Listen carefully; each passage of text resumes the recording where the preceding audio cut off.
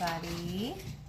I wanted to give an update on my personal journey and what that's been looking like if you've been following. As I talk here, I'm just going to be unloading some groceries from my trip today, right? Because alone time is hard to come by, and so we make it work, right? There's no right or wrong. So where I left off before with my last video, I have been struggling. I have been reactive, triggered. It has felt like such a big part of me has been operating from the subconscious. It's like I'm not, something had too much of a hold on me, a grab, a power. And, I have been suffering, truly suffering. And so this has been a very complicated, complex journey to try to find these pieces of myself that I once had, that I was connected to. And, it's just tough. The journey is the journey. It's not linear. Sometimes you think you've completed a cycle or a lesson just for it to come back because there's something that you've missed, or you've slipped back a little bit. And so we really just have to practice grace and kindness with ourselves. And I know sometimes it's easier said than done, but just don't stop. Don't stop. That's the number one thing. I was feeling so low, so disconnected, but I knew and remembered the deeper truth underneath, even though I couldn't feel it.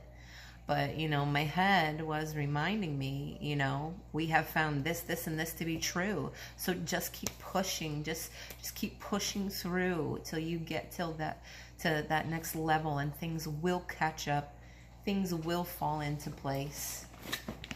And they do, and they have. So I am going to briefly talk about some of the biggest revelations, realizations that I've had, I would say over this past weekend. So, I'm a couple days in of practicing these things, and I'm noticing a huge change. So, numero uno, the first message that came in for me that was extremely helpful. And, I always encourage, be specific. Ask the universe, ask God, ask 333 on the timer, ask your angels, ask your ancestors for the exact help you need. We are in this world, planet, space, 3D reality where they can't really interject, but they can help us. And when we ask and when we seek for it, they can help us and to give us exactly what it is we need. So the first message that I got was to start speaking to my brain. I was told that, our organs in general, each organ, everything has its own frequency, everything has its own energy. And to speak to my brain, to check in the ways that I have done other healing and clearing through the body. Our emotions get stored within our organs, in and around us. And I've done this clearing work before with the organs, but Spirit said, no, this is a little different. I want you to speak to your brain, and exactly as if it is a very separate person, entity, energy, whatever you want to call it. And so I did this, and I'll speak about my experience with that. So the very first time that I really honestly and vulnerably did this, because I noticed like I was talking to my brain, but it was while I was doing things, and I was not giving the utmost respect and undivided attention that I deserved. So I stopped immediately what I was doing at that time, and I went and I just went into the bathroom, because that's where the closest mirror is. There was a glitch there, sorry. I went into the bathroom to do this because that's where the closest mirror is. And in my journey, I have naturally stumbled upon using mirrors as an amazing way to heal. It helps to point out what is underneath the surface for me, and speaking truths to myself, as well as the times that I've had issues with entities and other negative attachments, to where when I look in the mirror, it brings them to the surface, and I am able to more easily communicate and expel anything that does not belong. So anyways, I went into the bathroom and used the mirror to speak to myself. And you know, what I found out and felt immediately was, you know, that within my brain, as soon as I started speaking to myself, I experienced this massive identity shift. So what I found out was that I was like, you have an area where you operate from, where you're perceiving, it's like a point within your body. You could even be up out of your body. You could be operating like up over here, like you're so far off and ungrounded. And so for me though, with this situation, I realized that I was operating very strictly from the brain. And so just the practice of speaking to my brain put that boundary down, and showing me and signifying that, you know, I am separate from the thoughts in my brain. I am not the thoughts in my brain. And, you know, people say many things and have different words of advice, and, you know, like with letting things go or get out of your head. And it's not that easy, you know, and as divine and complex as we are as human beings, you know, we have our own way that we learn and that it clicks. And, you know, that's what's so beautiful about the divine and spirit and our angels and ancestors and support, is that, you know, they know us so well, just as, right, the opposite side does. Those entities, they watch us, they know us, they are amazing observers, and yeah, they know exactly what we need. And so it's such a beautiful thing. But yes, I have found and gotten to a place now where I am no longer operating out of here as much, you know. I'm not declaring myself out of the hot waters at all. You know, my nervous system has been through 30 years of bullshit, trauma, abuse, and it takes so much, you know, energy and effort and intentionality to heal ourselves through this. So further on with the brain,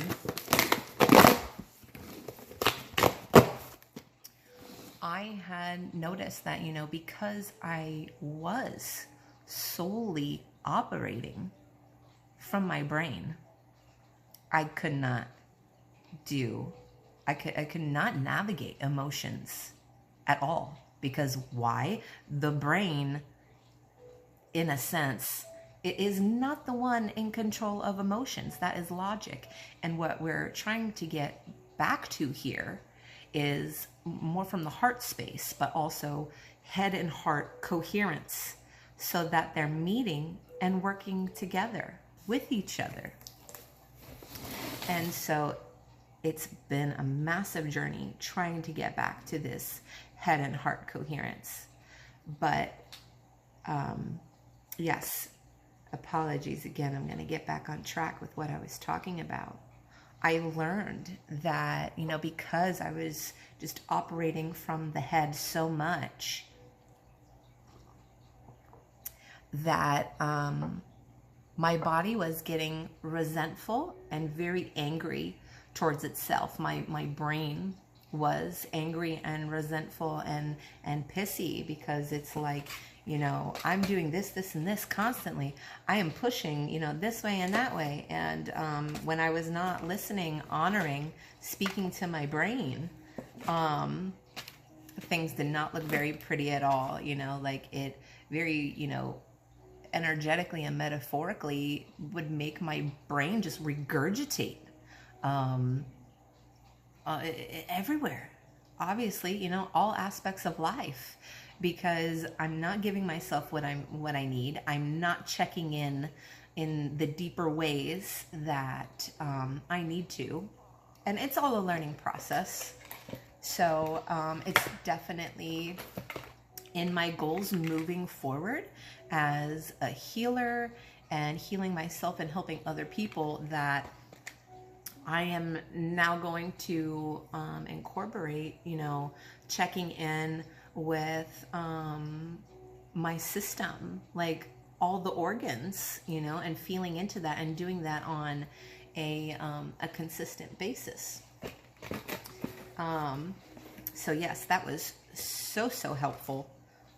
It was such a touching moment. Tears, of course, and 1212 on the timer if anyone's seeing that number. But yeah, tears, of course. And, you know, speaking to myself in a way that, you know, I know this is a learning process. I know that I have not listened to you and honored you and have been there for you and to allow you to breathe. So, you know, let's work on this together now. And, you know, let's also make it creative and make it fun. And so, you know, just with simple tasks, like when I got out of the store, you know, because that was like a 3-hour long ordeal, and I experienced so many hiccups that, you know, would normally throw me into overwhelm and emotional irregulation. And today I'm good. Like it took a long process, you know, doing my shopping today, but, you know, as soon as I was settled in the car, I checked in with myself and I just said, like, hey brain, you know, how are you doing? I know that, you know, we're definitely feeling tired. You know, this was a long trip. It was tough. You know, we had the baby, of course, and shopping for that many hours with almost a toddler. You know, that can definitely be hard. And, you know, so just checking in with myself like that and honoring my feelings and how hard my brain works, how hard all of my organs and every cell within my body works, you know, to keep me moving and to keep me going. And, yeah, this was something, these were ideas that I didn't take fully seriously before on my path, even though I was aware of them. 1414, I'm going to keep calling out these numbers. 1414 on the timer. But yeah, I didn't take it very seriously before. And, you know, so it's come back around as cycles do. And I'm listening, I'm paying attention, and have been really embracing the very literal and physical and psychological and emotional death that needs to take place within myself in order to move through, to get past this for my nervous system, in order for me to, you know, remain connected to, you know, the blessings that are in front of me. Because that was another big thing, you know, it's like no matter how hard I tried, I couldn't be in touch with gratitude either. And it's gotten so much better. 15:15 on the timer. Yeah, the last 2 days, even yesterday too, shit ton of synchronicities with the numbers. Like yesterday felt like some in between of realities, and you know, the quantum leaping and timeline jumping is happening for it's happening. But so I wanted to talk about the other really big thing, the other really big realization that I got, that I had been praying for and saying, you know, just asking myself while I'm in the middle of this storm within my mind and my energy, you know, just asking Spirit, like, please help me get to the core of what this is. And the answer of what I found out was that I had been active again within codependency behavior. I was very codependent before I had my big experience of awakening and isolation. And I got to work a lot of that out. But of course, you know, in the relationship I'm in now, my partner, you know, this is the first healthy relationship of my life, and also the first healthy relationship since my big awakening. And so when that happens, you know, it just like, all of this is like one big, you know, practice run. Like you're actively, you know, you're acting out what you've learned, and you're relearning and making adjustments, you know, based off of, you know, where we are and the changes we go through. You know, I moved to a whole new state, and I had a new baby. I am not the same.